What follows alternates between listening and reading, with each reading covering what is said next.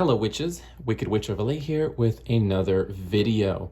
So today I'm going to be sharing with you another recipe of mine to make black salt, or also known as witch's salt.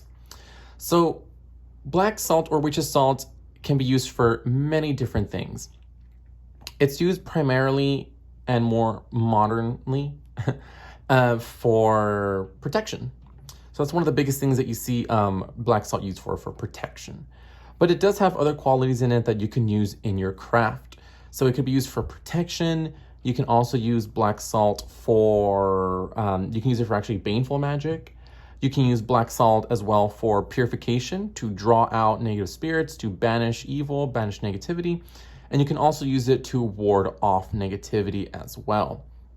It really depends how you make it, the ingredients that you put behind it.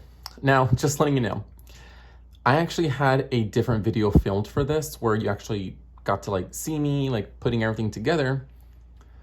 And once I finished everything, I realized that I forgot to hit the record button. Yeah, that happened. So I already have the finished product in here. This is where I keep my black salt. So unfortunately you won't see the full process of me making everything, but I will show you step by step how I make everything. So I keep my black salt in here, and this is what it looks like. Doesn't have to be solid black. That's just a term for it. But this is where I keep my witch's salt.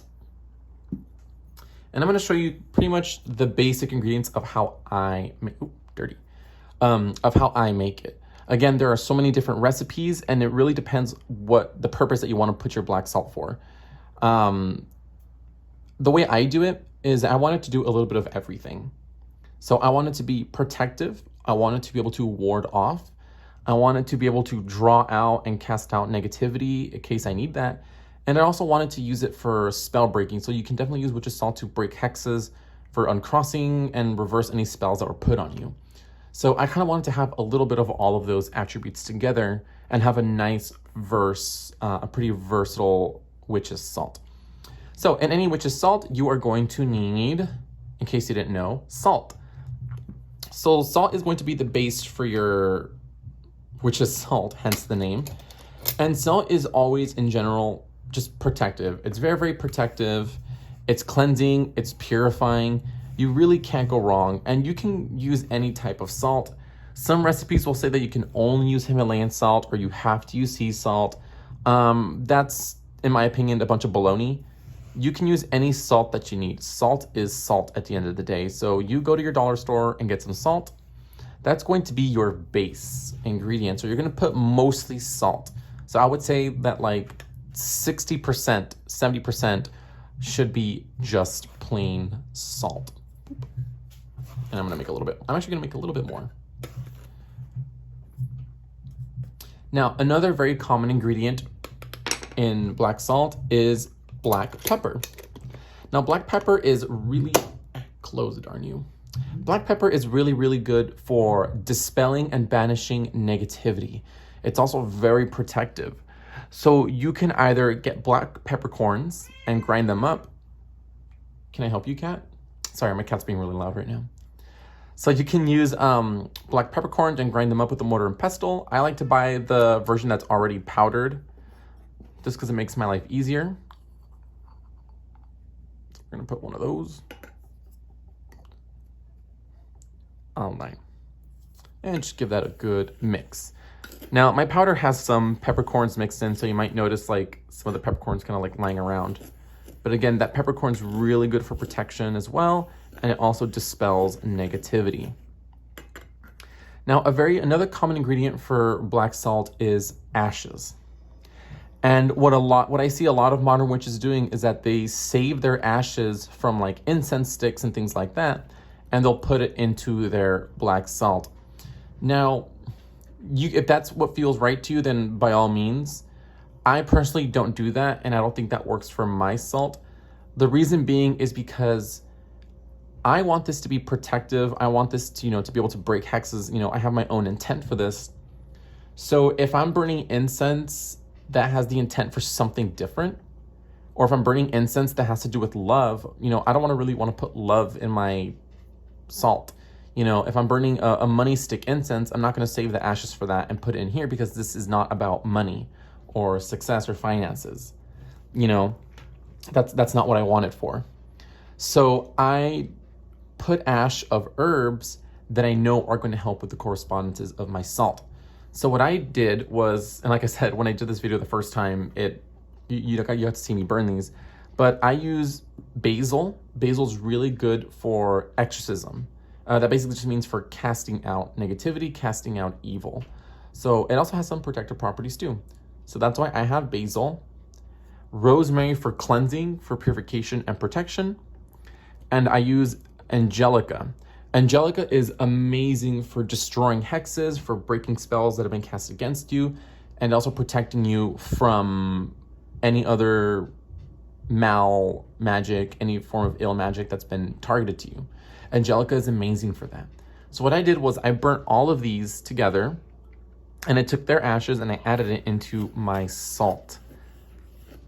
So if you do plan on adding ash to your salt, in all honesty, either use the ash from an incense that you know is protective, or just get the herbs yourself, burn them. You know, you can burn them on a charcoal disc and you can add it into your salt. Now, this is another ingredient that I love to use in my salt, and by no means is it necessary. This is just what I like to do, and there's a few reasons why. Activated charcoal. So activated charcoal has a couple ingredients that go into the process of making it. A very common one is bone char. So animal bones are very commonly used to make activated charcoal. And when I use this, you know, you always want to be respectful to the animal spirits that have been used to make this bone char. So it's very protective. It really just gives that beautiful protective element because you have those spirits behind it. It's also commonly made with coconut shells, with very finely burnt coconut shells. Coconut is protective as well. It has very strong protective and cleansing properties. And what I love about charcoal powder is that, holistically speaking, it's very good at absorbing and drawing out toxins and poisons from your body. It translates into the spiritual as well. So you can use charcoal to remove negativity from your life. This isn't the same charcoal that you see at grocery stores for like barbecues. Don't use that stuff because you're going to get very sick and you're going to be in the hospital for a long time. Activated charcoal, it's different. Now, I did get this one on Amazon. It was like about £1. So I'll leave a link down below where I got that. But you can also find these at drugstores as well. Activated charcoal pills. And you can actually just break those open. If you buy those, just break it open and put it into your salt. And I love because it darkens the salt also, so it makes it a little bit darker. So that's what I love about it. And that's actually pretty much it. That's all the ingredients for my black salt. Of course, if you don't have any of these ingredients, you're more than welcome to substitute anything you'd like, of course, depending on what you're trying to make. So, a couple ways that you can use black salt. Let's say you want to use it protectively. You want to protect your home. The way that I use black salt is that I actually will take a couple pinches and I will sprinkle it on my windowsills and doors over all the entry points and windows of my home. That's for protection and warding.